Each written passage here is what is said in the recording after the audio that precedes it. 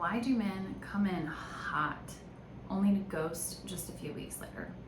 Let's break this down from a psychology perspective and male nervous system perspective. Men and women are very different in a lot of different ways. And so a lot of times the masculine will operate in ways that feminine is like, what the actual fuck, right? That's okay. We are different for a reason. Let's break down why this like really coming in fast and hot and then all of a sudden ghosting concept happens, and how you can prevent walking into a situation where it will happen, because I'm going to teach you how to recognize the signs. All right, so first, before we really like understand how this exactly plays out, let's talk about what's kind of happened up until the point of them meeting you and what really sets all of this in motion. So when a man has entered into a space of having contrast when it comes to relational connections with the feminine, and they have not been positive connections, they have felt very unfulfilling, they have felt very lacking, they typically enter into the fantasy incubation phase, is what I refer to this as. So what happens is, for these men, they know what they don't want.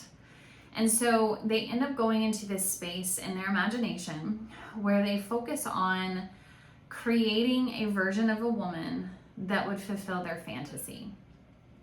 So they go into a space of, she has to be like this, she should be like this, etc., etc. And they get very, very clear on what this fantasy woman would look like. They probably have a list, maybe even say like, oh, she's got to check all these boxes, right? So they've really got an idea in their mind about what this ideal or fantasy woman would be like. What ends up happening with this, unfortunately, though, is that when a man stays in the fantasy incubation and doesn't move into, I've got notes here, so that's why I'm looking down, and doesn't move into the actual embodiment phase, this is where the problems start. So the fantasy stage just kind of stays there, right?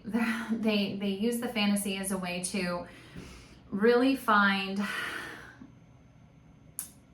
a disconnection with their emotions, in all honesty.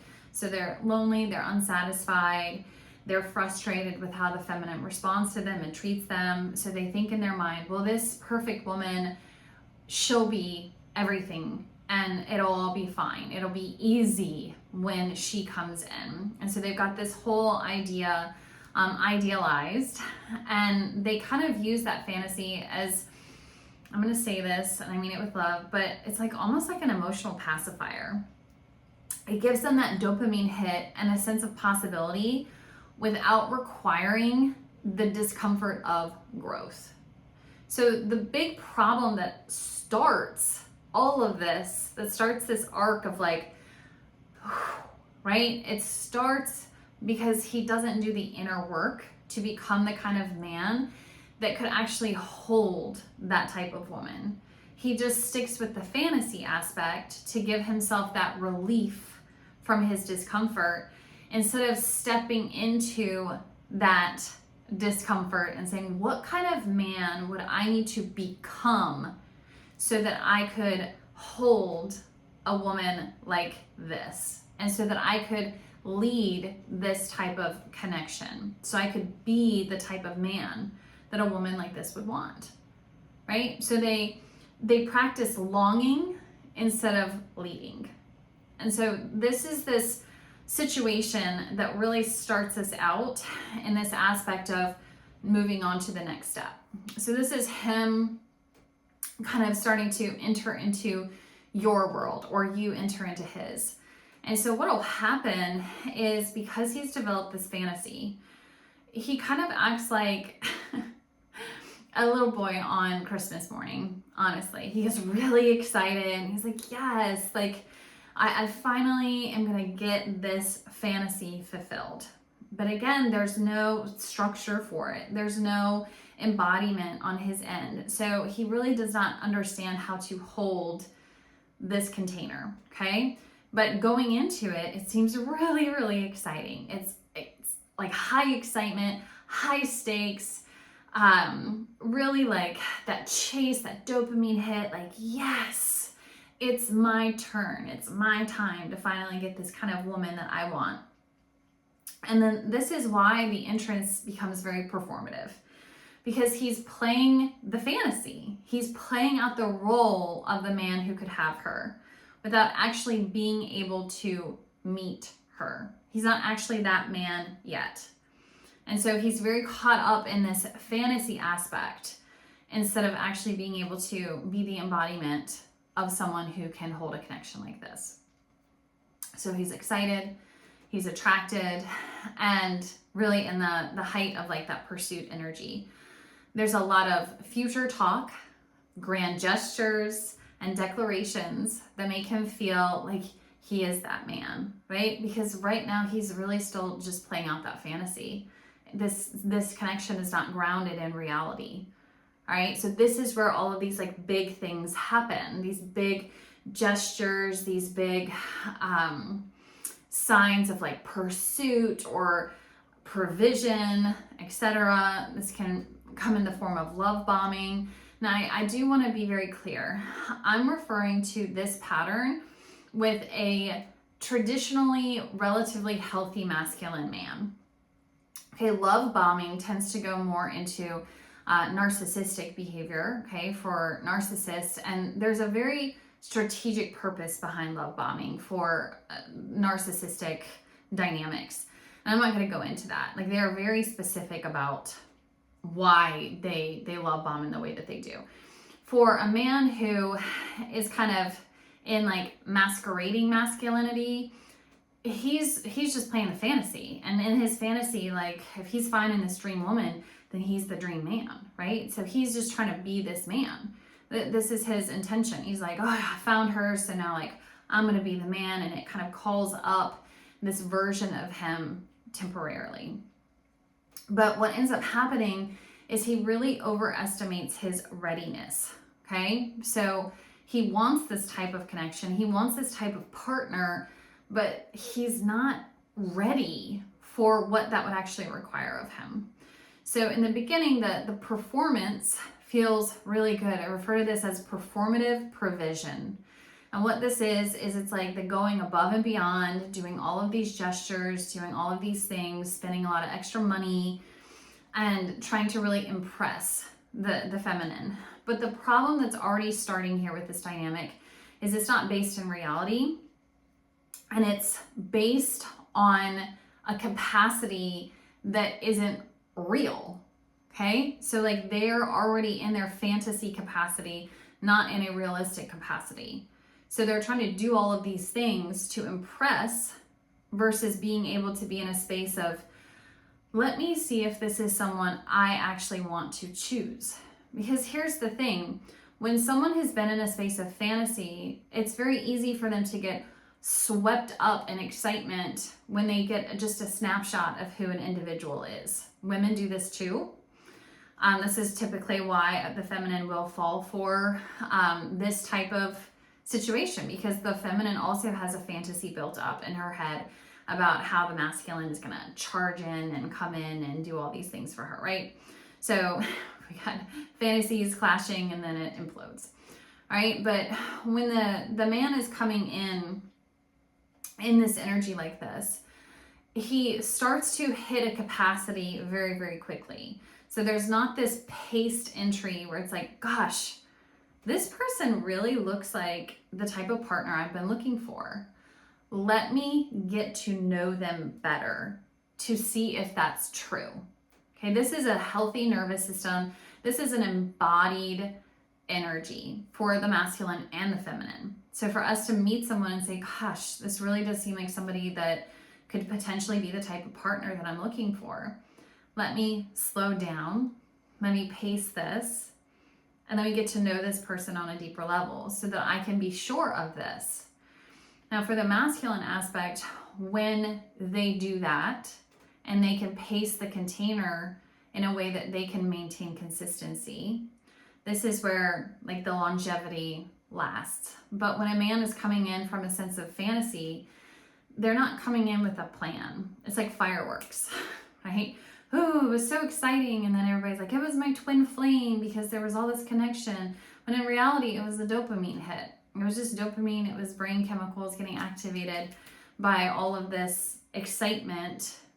And there was nothing behind it, okay?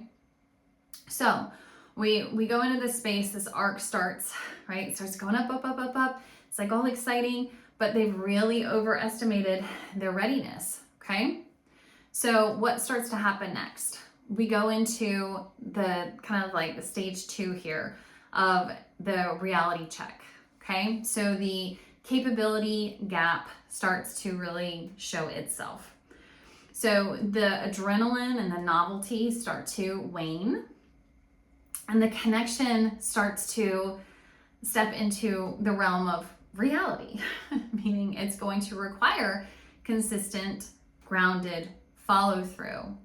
But because this masculine only ever focused on the fantasy, only on the focus of the getting, that they never focused on doing the work to hold and maintain, this is where he starts to wobble. This is where he starts to even convince himself, oh, well, they must not be this fantasy because this is starting to feel really hard.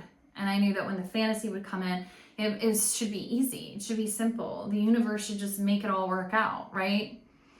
That's not how it works.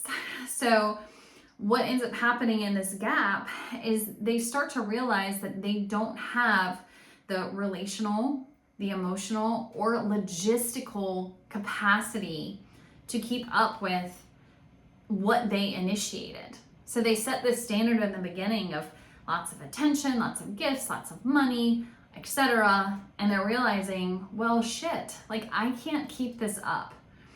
So then they start to backpedal, right? They start to pull away, they start to withdraw because they're trying to figure out, well, what's going on with this? Because I thought that with my fantasy, it would be perfect and it would be easy and everything would be great. And then what happens with the feminine, she feels that withdrawal. And so she starts sitting there going, what's going on? Like, why are you pulling back? And it starts to feel like abandonment. So then her being a feminine's deepest wound is abandonment and betrayal. So she starts getting activated, thinking, oh my God, he's abandoning me. He's emotionally abandoning me. He's abandoning me with my provision that he's been providing me over the last 2 weeks, right? But it's still very activating to her. So she starts inquiring, starts asking questions. What's going on? Why are you not following through with all of these things that you started saying that you wanted to do? And so this is where that like gap starts becoming much more apparent because he's sitting there going, wait a second, like I have to follow through with this? I'm supposed to keep up with this? I thought I was just supposed to come in and like, right? Fireworks. It's again, because they came in this like masquerading masculine energy instead of an embodied energy where they had a plan of longevity. All right. So step 3, arc is going down again. This is the internal spiral, the shame plus pressure stage. So we're already on the downslide here, okay? So instead of slowing down intentionally, what he ends up doing is he starts to really self-monitor everything that he's doing, really for like mistakes. He starts really over-analyzing her behavior also because he had in his head, you know, she's supposed to be perfect.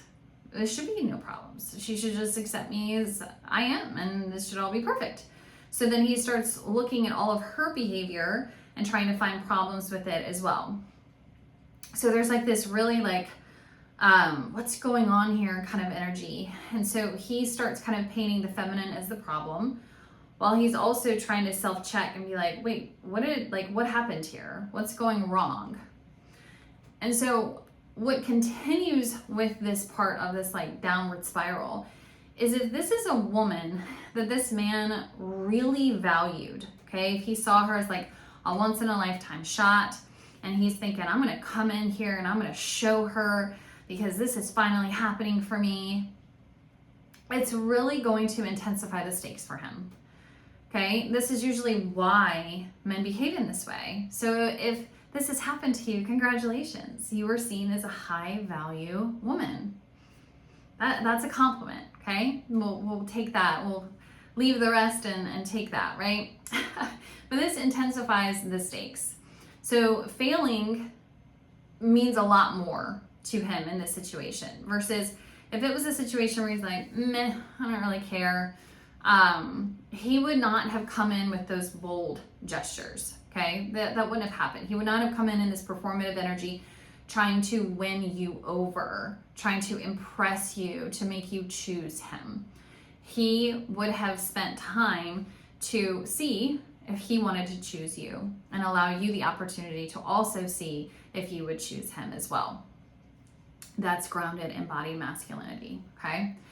So as we're in this space of the stakes are starting to feel high, there's a lot of internalized pressure that's starting to come down on this man, okay? So he's got his self-image, you know, the type of man that he thinks that he is.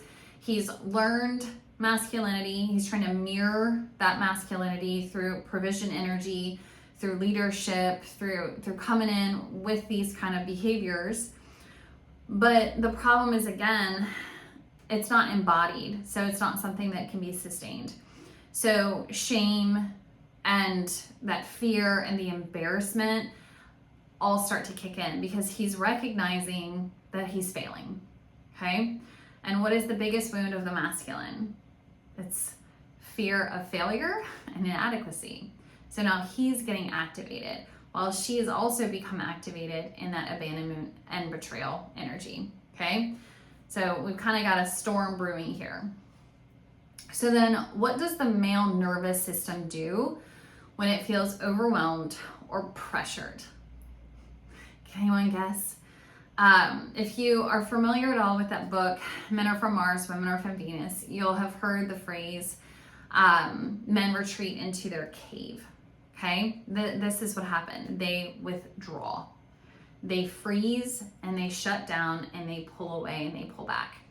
Because in truth, they really don't know what else to do. They realize something has gone wrong here, but because they lack the skill set and the embodiment, they don't know what is wrong. So they're sitting there trying to figure out, what do I do? What's happened here?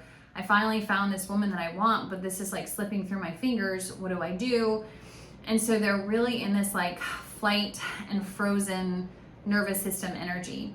Now you will get those that will go into the fight energy. These are going to be the ones too, where this is another, I mean, all of this, let's be real, is kind of like yellow and orange flags, but like the red flag is going to be the ones that try to make this your fault. You're too demanding, you're too needy, you expect too much, you're so selfish. Those are the ones that are showing red flags of narcissistic energy, and that's like, that is a clear no-go red flag zone on that one. But for, again, a traditionally relatively healthy masculine man, they're going to shut down or freeze, okay? All right, this is where we're starting to see that ghosting. Why is this starting to happen, okay?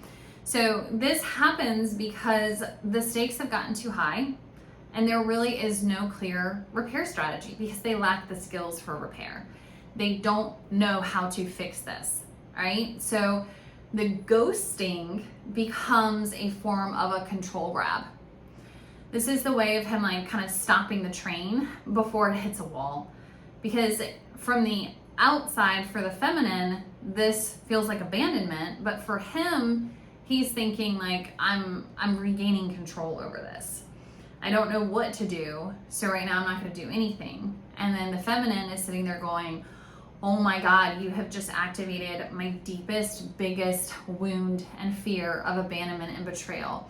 And you did it in the most scumbag kind of way by overpromising, coming in and making me feel so incredibly special, right? Saying all of these things, getting my hopes up about a future and these fantasies and all of this, only to then like activate my deepest wound. Right? Like this is, all right. So, but in his mind, internally, he's telling himself things like, oh, I'm protecting her from me so that I have time to like get this together. I'll come back when I'm ready. And so this is how he kind of justifies the retreat. All right, when in fact the feminine is like getting absolutely destroyed. All right, it's severely affecting her sense of worth, her sense of self, her self-esteem. And then because there's no closure in this loop, this is oftentimes where the feminine gets stuck, like spinning in these cycles, okay? So for him, he's thinking, like, I'm preserving an opportunity to come back in. Now that I'm seeing something went wrong, I have to go investigate in my cave all by myself to try to figure out what went wrong.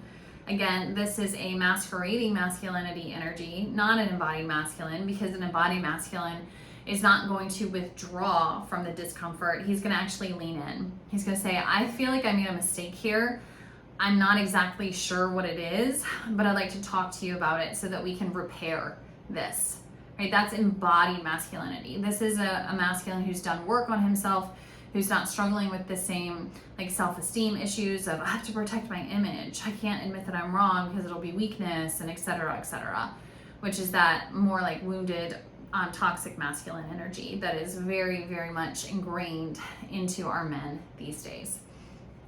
Okay, so this is very damaging to the feminine. And I want to validate that for you. Like, I hope that understanding how this arc kind of plays out can help you get a sense of closure for why someone would treat you this way. And I really do want to say that most of these men, when this behavior plays out, they're not bad guys. They're probably devastated, humiliated, embarrassed, stuck in a shame spiral, dealing now with some depression around themselves.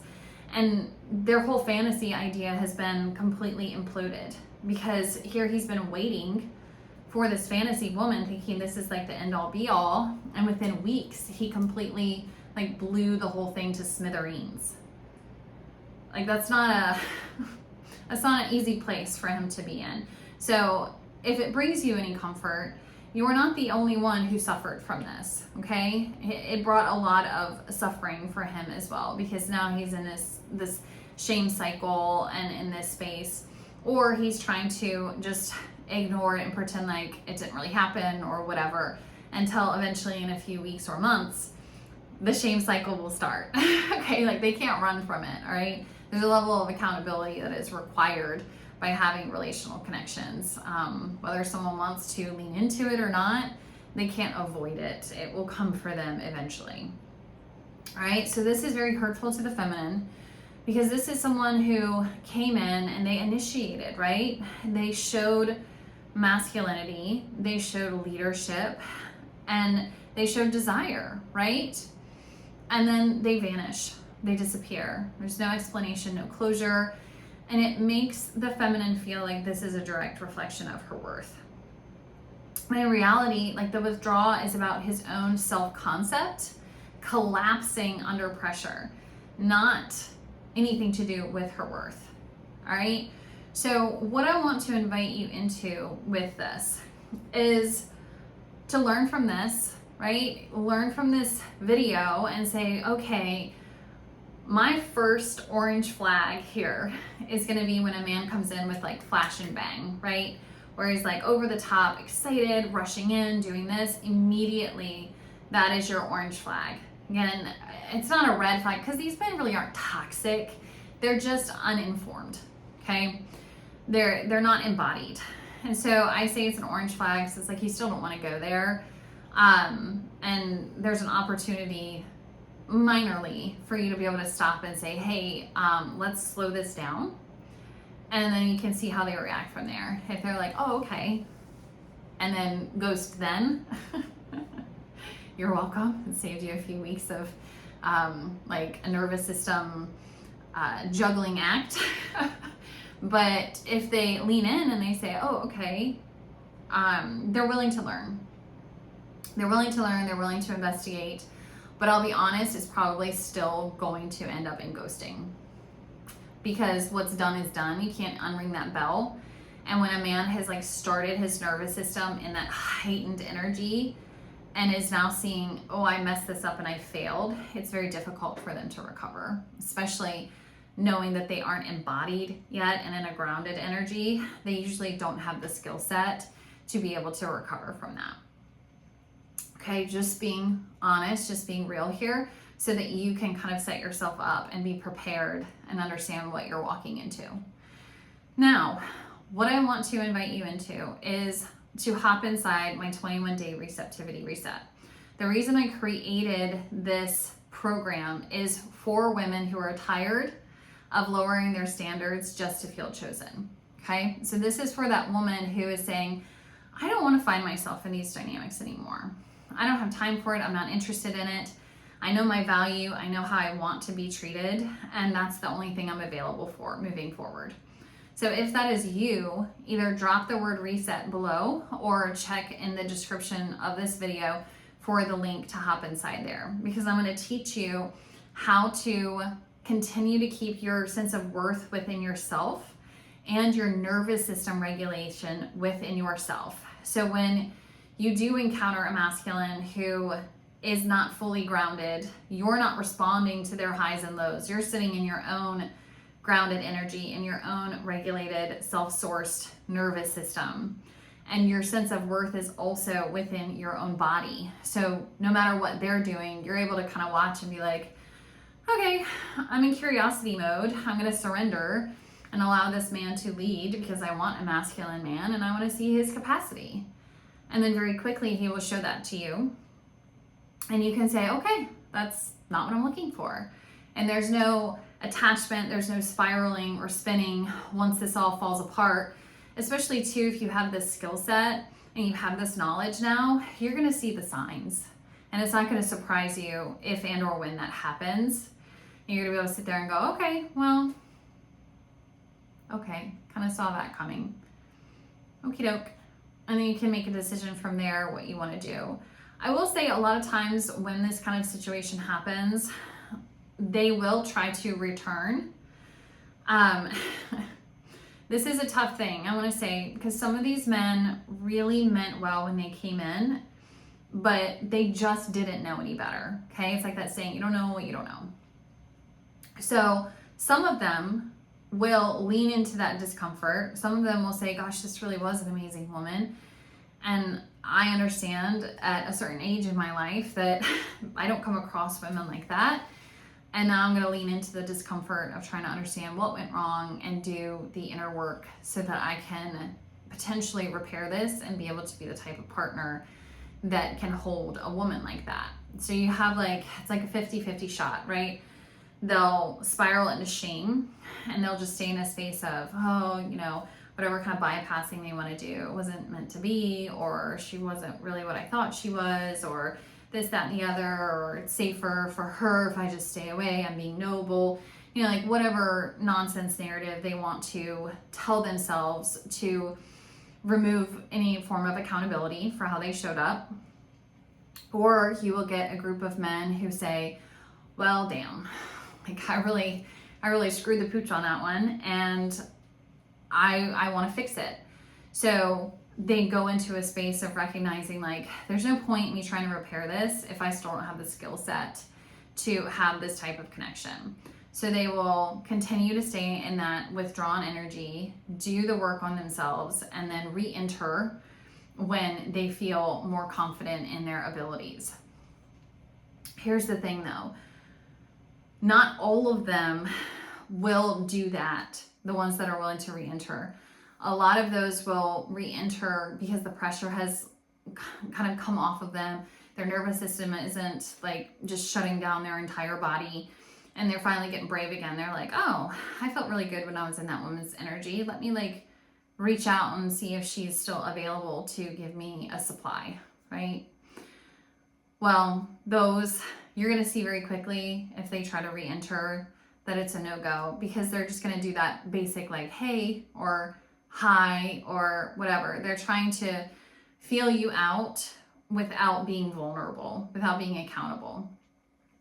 The only ones that you should even consider to give a second chance to are the ones that show up in full accountability and show up in a more embodied masculine energy by very clearly stating when they re-enter your world They acknowledge what they did.